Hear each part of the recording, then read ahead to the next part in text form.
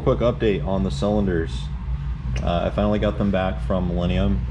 They did a 2mm overbore, a nickel seal finish on the cylinders, and then a different finish than their standard. I asked for a mirror finish on the cylinders themselves.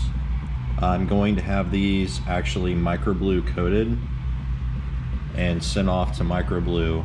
That will actually help with wear, and the coefficient of friction is super low, so it should help with power as well. There's a lot of different things that I'm doing with this motor that I'm kind of experimenting with DLC coatings, microblue stuff. I'm trying to get what I would consider a reliable build out of what I feel like is decent money. So the cylinders are beautiful. I just kind of wanted to show them off real quick in a video. It's a small update. They did a fantastic job. I've measured everything. The piston to wall clearance is exactly where I wanted them to be. The finish is fantastic. There's no scoring, anything.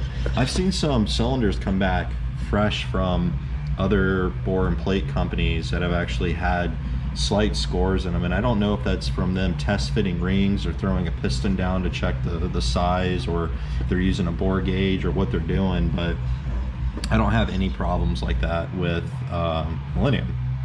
One thing you will notice is that it is a different color now. That's because of the cleaning and the plating process. It does strip and change the color of the actual cases themselves. And you can see my lower case over here, and then obviously my upper case. And you can see in portions of the upper case too, it still has a bit of the black finish. It's the only spot that I really saw. I mean, there's some fine marks here. Things that won't bother me. Quite frankly, you'll never see this anyway once it's in the actual frame of the bike. It kind of makes an Oreo effect. I don't have my head here to be able to show you. Set this down very carefully. But like I said, it does kind of do it like an Oreo effect. You know, obviously the head will be black, so it'll be black and then silver and then black. I've got what I can assembled so far. I got some of the bearings in, the needle bearings, especially for like the shift rod and the shift drum. I didn't worry about doing any type of a ceramic on. I never really had any feel problems anyway. But what I did do, enjoy some of my daughter's art. Flip this over real quick. I do have microblue bearings on the actual transmission itself, on the output shaft. That will be microblue, and then I've got another one here.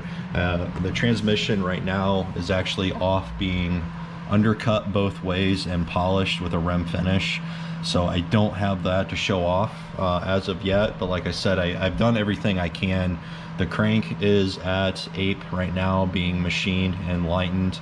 Cams are at Webb. We're doing a custom grind on those, and the head is at KWS with Mike and Kevin. Kevin and Mike do a fantastic job. They actually have an epoxy head for this motor that does fantastic. I've got the YEC pump, oil pump is here. I've got some other goodies. Obviously we did CP pistons, Carrillo rods with the 8mm bolts.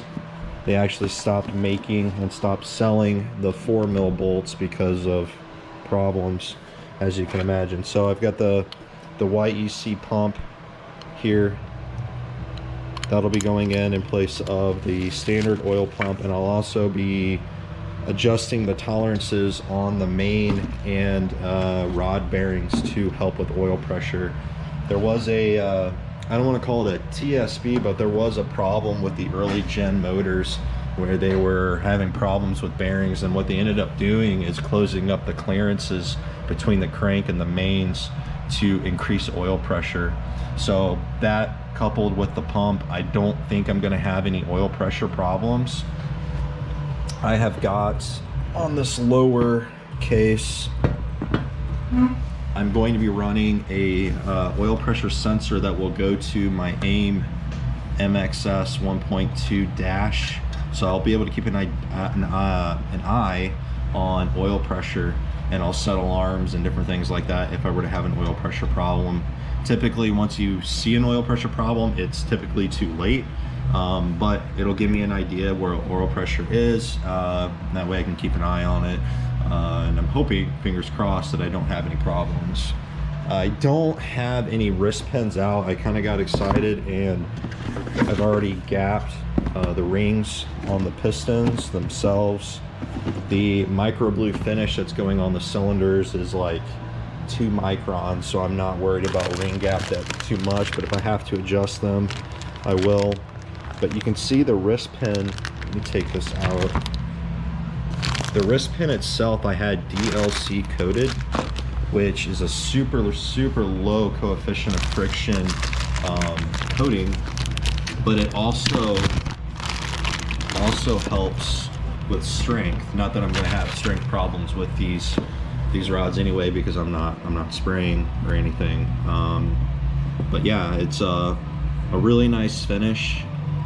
I did my wrist pins, my buckets, and I am half tempted to strip the transmission when I do end up getting it back and sending that off as well. I've partnered with a company that does what I feel is a fantastic job for the money. There's a couple companies in the US that do the coating, but they are just outrageously expensive. The machinery and the equipment to do the coatings is expensive. It's a kind of proprietary process to get it to actually apply right and not flake off or scratch or anything. So what I did is I had a spare head and I sent them extra buckets, and what they did is they coated them for me, send them back to me, and I basically abused them. Because I've seen other coatings where people will take a razor blade and it'll flake off super easy, and I never had that problem with the company that I'm using now, and my pricing on it is just, I mean, you can't beat it. So it's something that I'm offering to customers. It's something that I'm doing. I don't want to say I'm going to do it as a standard, but it's definitely something I'm going to throw in the mix, because for, you know, 250 bucks I can DLC coat.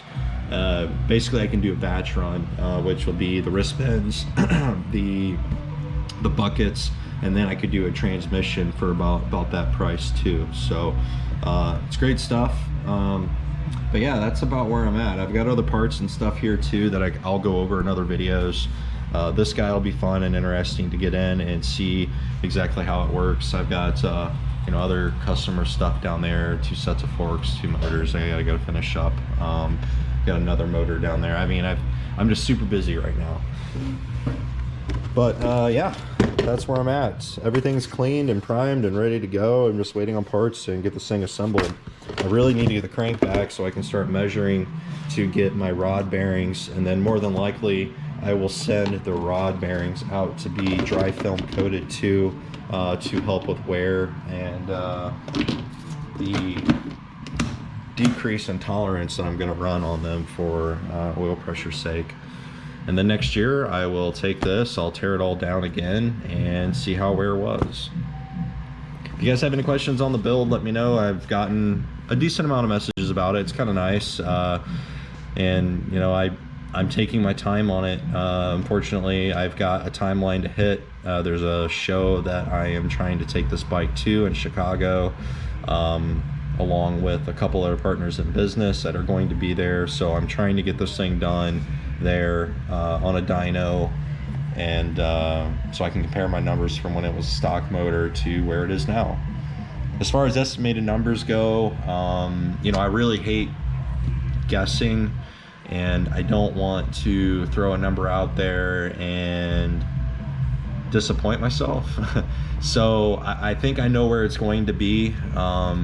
It should be fairly impressive once it's all said and done. But the thing in the mix is the cam profile that I'm running, to see how that does with power and what it does to torque and all that kind of good stuff. And then obviously some of the other things that I'm doing with the coatings, and then some other lightweight rotational mass things that I'm taking off of the crank, and I'll get into all that in other videos. If you have any questions, let me know. And yeah, this is just a small update. I'm super excited. Hopefully this thing will be done soon. Thanks, guys.